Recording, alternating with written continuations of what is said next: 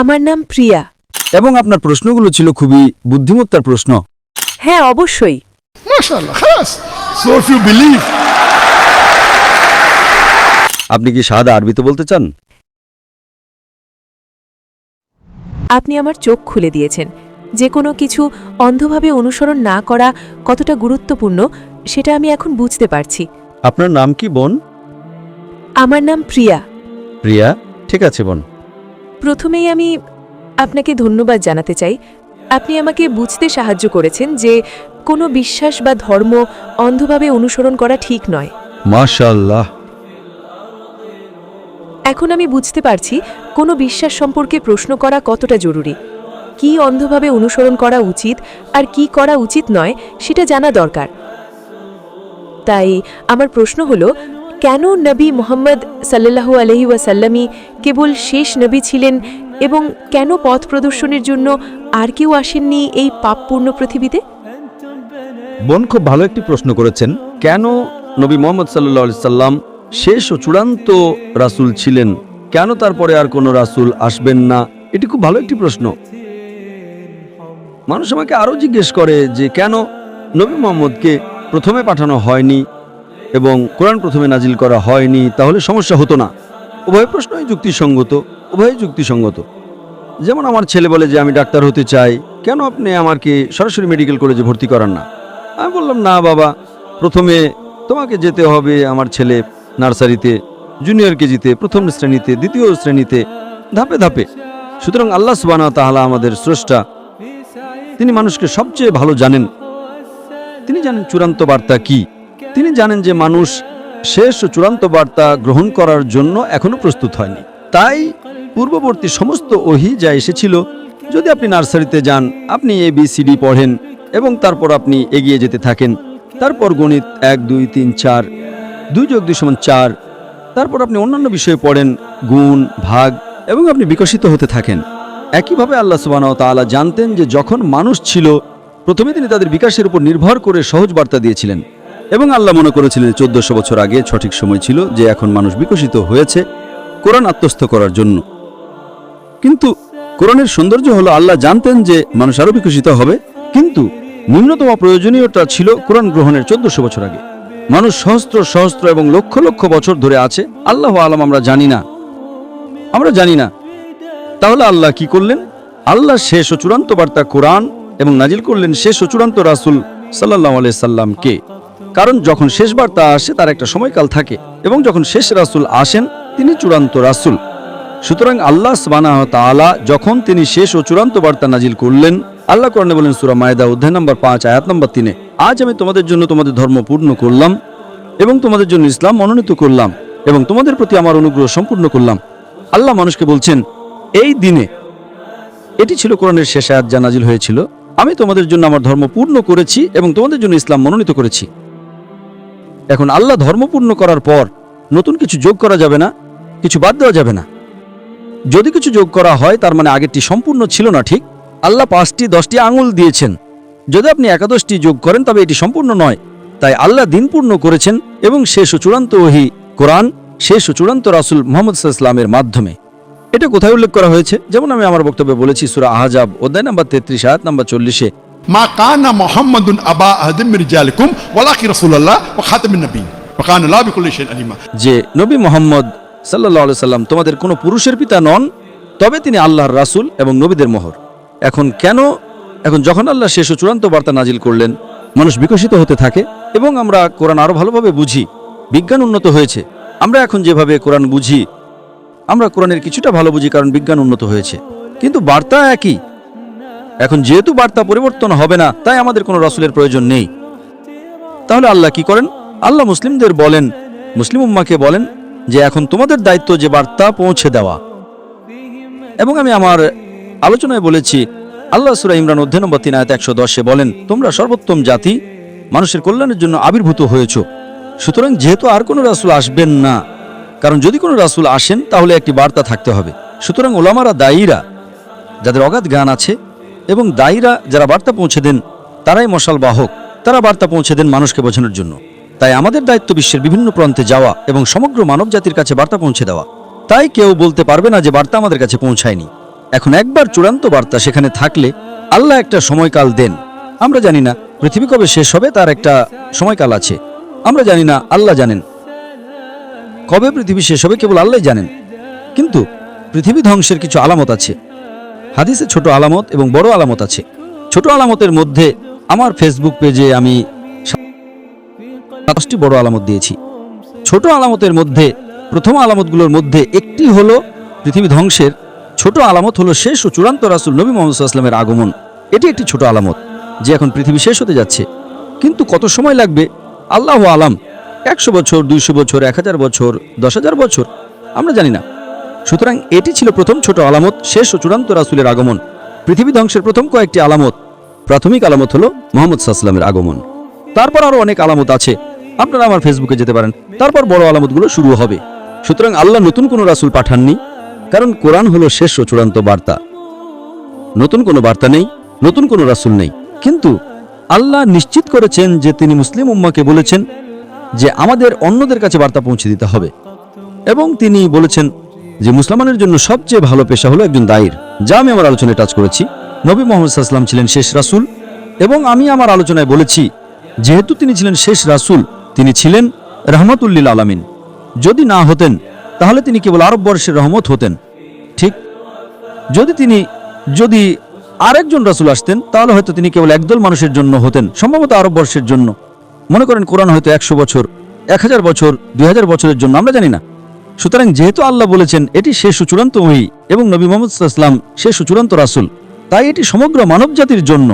এই কারণে নবীর মর্যাদা অনেক উঁচুতে। যেহেতু তার মর্যাদা উঁচুতে এবং বার্তাটি উঁচুতে, আপনি রূপান্তরটা আরো দ্রুত দেখতে পাচ্ছেন। আজ পৃথিবীতে মানব জনসংখ্যার 25%-এরও বেশি মুসলমান। আজ পৃথিবীতে সবচেয়ে অবহেলিত মানুষ হলো মুসলমানরা। পৃথিবীতে সবচেয়ে বেশি টার্গেট করা মানুষ হলো মুসলমানরা। সবচেয়ে বেশি সমালোচিত মানুষ হলো মুসলমানরা। সবাই আমাদের বিরুদ্ধে, তবুও বার্তা পৌঁছে যাচ্ছে। এটি শেষ সময় বোন। সুতরাং যেহেতু এটি শেষ সময়, তাই নতুন আর কোনো রাসূল আসবেন না। কিন্তু বার্তার শক্তি এতই প্রবল, এটি বিশ্বের অনেক মানুষকে অন্তর্ভুক্ত করছে। আগের যারা ধর্মগ্রহণ করেছিল, খ্রিস্টান ধর্ম ইত্যাদি, তারা কেবল নামমাত্র ছিল। আজ পৃথিবীতে যখন মানুষ খ্রিস্টান বলে, তারা খ্রিস্ট ধর্ম পালন করে না। যেসব মানুষ ধর্ম পালন করে, ব্যবহারিকভাবে কোনো ধর্ম পালন করে, 1 নম্বরে আছে ইসলাম। সুতরাং বোন, মূল উত্তর হলো যেহেতু বার্তাটি শেষ, তাই রাসূলকেও শেষ হতে হবে।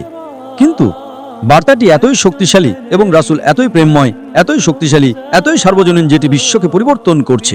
আশা করি প্রশ্নের উত্তর পেয়েছেন বোন। আপনাকে অনেক ধন্যবাদ। আর কোনো প্রশ্ন আছে বোন? হ্যাঁ, স্বাগতম। শুকরান। আমার শুধু শেষ প্রশ্ন আছে, কেনই বা আল্লাহ এই পৃথিবী সৃষ্টি করলেন আর আমাদের এই পরীক্ষার মধ্যে ফেললেন, যখন তাকে এটি শেষ করতে হবে, পৃথিবীকে আবার শেষ করতে হবে? বোন আরেকটি গুরুত্বপূর্ণ প্রশ্ন করেছেন যে আল্লাহ কেন এই পৃথিবী সৃষ্টি করলেন এবং কেন আমাদের এই পরীক্ষার মধ্যে ফেললেন যদি তাকে এটি শেষ করতে হয়। এই প্রশ্নের উত্তর দেওয়া হয়েছে সূরা জারিয়াত অধ্যায় নম্বর 51 আয়াত নম্বর 56। ওয়ামা খালাকতুল জিন্না ইল্লা লিয়াবুদুন ওয়ামা খালাকতুল জিন্না ওয়াল ইনসা ইল্লা লিয়াবুদুন। আমি জিন ও মানুষকে সৃষ্টি করেছি কেবল আমার ইবাদত করার জন্য। এই জীবন বোন পরকালের জন্য একটি পরীক্ষা। আল্লাহ কোরআনে সূরা মুলক অধ্যায় 67 আয়াত নম্বর 2 বলেন, আল্লাযী খালাকাল মাউতা ওয়াল হায়াতা। তিনি মৃত্যু ও জীবন সৃষ্টি করেছেন পরীক্ষা করার জন্য যে তোমাদের মধ্যে কর্মে কে উত্তম। সুতরাং এই জীবন বোন পরকালের জন্য একটি পরীক্ষা। যেমন আপনি একজন শিক্ষককে জিজ্ঞেস করছেন কেন আপনি পরীক্ষা নিচ্ছেন। পরীক্ষায় বোন কিছু লোক পাশ করে, কিছু লোক ফেল করে, ঠিক? সুতরাং যদি আপনি শিক্ষকের নির্দেশিকা অনুসরণ করেন, আপনি পাশ করবেন। যদি অনুসরণ না করেন, আপনি ফেল করবেন। সুতরাং শিক্ষক পরীক্ষা করছেন কে পাশ করার যোগ্য। সুতরাং আল্লাহ সুবহানাহু ওয়া তাআলা যেমন কোরআনে উল্লেখ করেছেন, জিজ্ঞেস করেছিলেন কে এই পরীক্ষা দিতে ইচ্ছুক। আল্লাহ কোরআনে বলেন, আমরা মানুষরা বোকা ছিলাম এটি গ্রহণ করার জন্য। পাহাড়গুলো কেঁপে উঠল, আমরা গ্রহণ করব না। তাই আল্লাহ বলেন কে এই পরীক্ষা দিতে ইচ্ছুক। অবশ্যই আপনি এবং আমি মনে রাখি না, ঠিক? আপনি আর আমি মনে রাখি না বিচারের দিন আবার আমরা মনে করব। তাই আল্লাহ কোরআনে বলেন যে পাহাড়গুলো কেঁপে উঠল, আমরা মানুষটা বোকা ছিলাম যারা চ্যালেঞ্জটি গ্রহণ করেছিলাম। যদি আপনি পাশ করেন, আপনি ফেরেশতাদের চেয়ে উঁচুতে পরিণত হন। আপনি জানেন ফেরেশতারা আল্লাহর সৃষ্টি, যারা আল্লাহ যা বলেন সব অনুসরণ করে, তাদের কোনো বিকল্প নেই। সুতরাং যদি তাদের কোনো বিকল্প না থাকে, তারা বিরুদ্ধে যেতে পারে না, তাহলে আল্লাহকে অনুসরণ করার মাহাত্ম্য কি? তারা ভালো। সুতরাং যদি মানুষকে আল্লাহর অবাধ্য হওয়ার বা আল্লাহর আদেশ পালন করার বিকল্প দেওয়া হয়, আমাদের স্বাধীন ইচ্ছা আছে।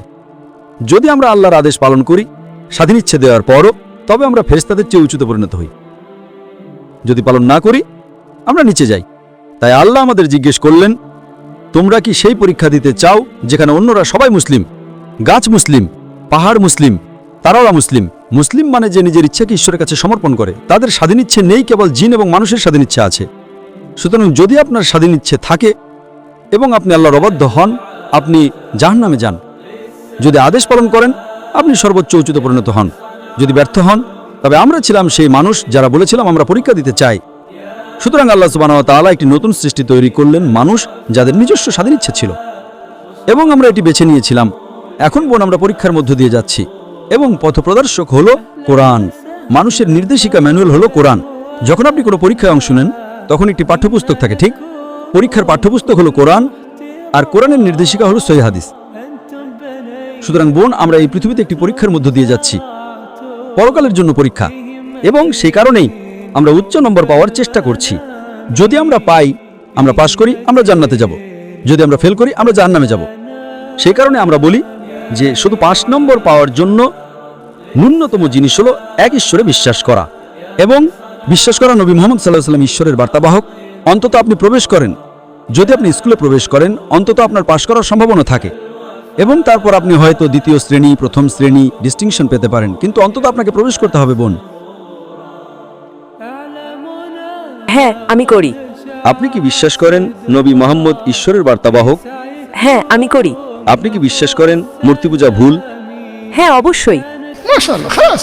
So if you believe,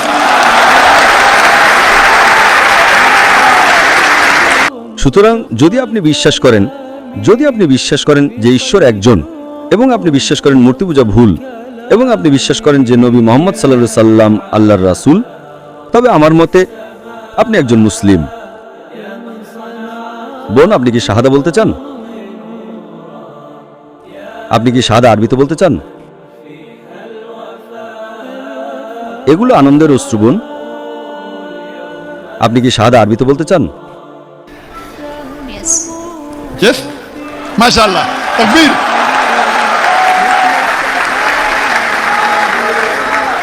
আশা করি কেউ আপনাকে জোর করছে না বোন। না। আপনি নিজ ইচ্ছায় গ্রহণ করতে চান। হ্যাঁ। সুতরাং নিশ্চিতভাবেই আপনার ইসলামের ব্যাপারে যথেষ্ট কিছু জ্ঞান থাকতে পারে। হ্যাঁ আমার আছে। মাশাআল্লাহ বোন, আমি শুধু এটি আরবিতে বলবো আর আপনি তা পুনরাবৃত্তি করতে পারেন বোন। Ashhadu Ashhadu Allah. Allah Have the microphone close, please. Allah Ashhadu Ashhadu Allah Allah ilaha ilaha illallah illallah wa ashhadu wa ashhadu anna anna Muhammadan Muhammadar abduhu abduhu wa rasuluhu. wa rasuluhu. আমি সাক্ষ্য দিচ্ছি যে আমি সাক্ষ্য দিচ্ছি যে কোনো উপাস্য নেই কোনো উপাস্য নেই আল্লাহ ছাড়া, আল্লাহ ছাড়া, এবং আমি সাক্ষ্য দিচ্ছি যে নবী মুহাম্মদ হলেন রাসূল এবং আল্লাহর বান্দা। Takbir. Takbir. Takbir. মাশাআল্লাহ বোন, আল্লাহ সুবহানাহু ওয়া তাআলা আপনাকে জান্নাতুল ফিরদৌস দান করুন, এবং সত্যি আপনি একটা বাহাদুরি পদক্ষেপ নিয়েছেন, এবং আল্লাহ সুবহানাহু ওয়া তাআলা আপনাকে আরো হেদায়েত দান করুন, এবং তিনি আপনাকে সাহায্য করুন। কারণ আমি বুঝতে পারছি মাশাআল্লাহ যে আপনি ইতিমধ্যে অনেক জ্ঞান অর্জন করেছেন, এবং আপনার প্রশ্নগুলো ছিল খুবই বুদ্ধিমত্তার প্রশ্ন, এবং মাশাআল্লাহ আল্লাহ সুবহানাহু ওয়া তাআলা আপনাকে দিনের আরো বেশি জ্ঞান দান করুন। তিনি আপনার পিতামাতা, আপনার পরিবারের সদস্য এবং আপনার বন্ধুদের সঠিক পথ দেখাতে সাহায্য করুন বোন। জাযাকাল্লাহ খায়ের বোন। আপনাকে ধন্যবাদ। MashaAllah.